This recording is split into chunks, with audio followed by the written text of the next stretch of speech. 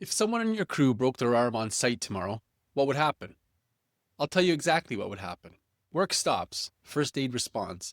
Someone calls it in. The person gets to a doctor. There's a report, there's a follow-up. There's probably a toolbox talk the next morning about what went wrong and how to prevent it going forward. The system kicks in. Nobody questions whether the injury is real. Nobody tells that person to tough it out. They get help, because that's what the system is built to do.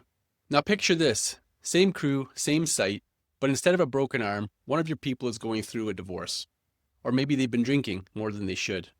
Or they're carrying something heavy that has nothing to do with what's on the job site. They're showing up distracted, they're making mistakes they don't normally make, pulling away. Everyone can see something is off. What does your system do with that? In most construction companies, the answer is nothing. Or worse, the answer is leave your feelings at home or suck it up, buttercup. We've built incredible systems for protecting people's bodies on the job site. Safety protocols, training programs, PPE, incident reporting, you name it. And no question, those systems save lives. But we've built almost nothing for the thing that sits underneath most of the incidents: the absenteeism, the turnover, and the loss of performance. What's going on inside someone's head when they show up to work? That's what this episode is about.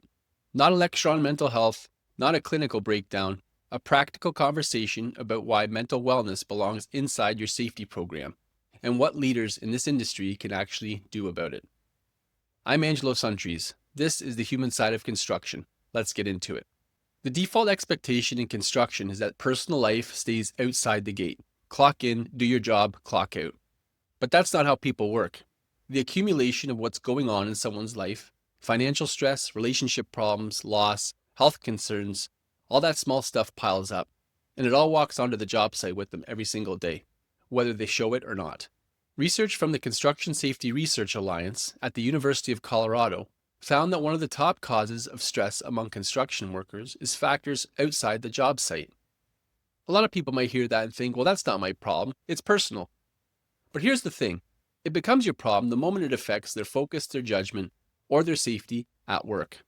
A supervisor carrying serious personal stress who skips a toolbox talk. A worker distracted by a situation at home who forgets to tie off. The origin of the problem might be personal, but the consequences land on your site, your project, and your record. Employers have a responsibility to protect the health and safety of their workers. And that includes mental health. Not to fix their problems, that's not realistic, but to assist. To create the conditions where someone struggling has access to support before it becomes an incident. So if the problems are real and the consequences are measurable, why does the industry still treat this as optional? That's about culture. Construction has a well-earned culture of toughness, and there's nothing wrong with being tough. But somewhere along the way, the industry confused toughness with silence, and that confusion is costing us people. Workers hesitate to say when they're struggling because they don't want to be seen as weak. They don't want to be judged. They don't want to be treated differently. In an environment where the dominant response to distress is, it could be worse, or be a man, why would anyone open up? And here's what makes this different from physical safety. With a broken arm, the cause, the effect, and the recovery are visible and well understood. Everyone can see it. Nobody questions it. With mental health, everything is internalized. The pain is invisible. The fear of stigma is real. And because the problem isn't identified, the healing never starts. The industry doesn't need everyone to become therapists. It needs leaders who stop treating the topic as taboo. Leaders who understand that empathy and compassion are not weaknesses. They're the only tools that actually work when someone is struggling. You can't fix what's going on in someone's life with a checklist, but you can acknowledge it. You can validate it. And you can point them toward people who can help. No different than if they broke their arm. The stigma tells you why people stay silent, but what does it actually look like to build something better? Mental wellness in construction does not need to start with a massive program or corporate initiative. It starts with behavior at the leadership level, and it can start now. Normalize the conversation. Make mental health a regular topic in toolbox talks and check-ins in how you ask people how they're doing. Not a once-a-year wellness event. A consistent signal that this is something your organization takes seriously. The more it's spoken about, the less power the stigma holds. Make resources accessible and visible. Employee assistance programs exist in most companies, but how many of your people know about them, know how to access them, trust that it's confidential? If the resource exists but nobody uses it, it's not a resource, it's just a line item. Make sure your people know what's available and that using it won't cost them their reputation. Model it from the top. This is the hardest one, but also the most important. When a leader is willing to say, I went through a tough stretch, I got help, and it made a difference, it changes the entire temperature of the organization. People follow what leaders do, not what the policy manual says. If you want people to be honest about their struggles, you have to go first. This is not about being soft. This is about being smart. A mentally healthy workforce is safer, more productive, more stable, and less expensive to maintain. Every dollar spent on mental wellness comes back in fewer incidents, lower turnover, and less rework caused by distracted, disengaged workers. This leads us to the bigger picture, because this isn't just about fixing a problem. It's about upgrading your entire approach to safety. The construction industry made an incredible commitment to physical safety over the past several decades. Rigorous protocols, training programs, incident reporting, performance metrics, TRIR, and it worked.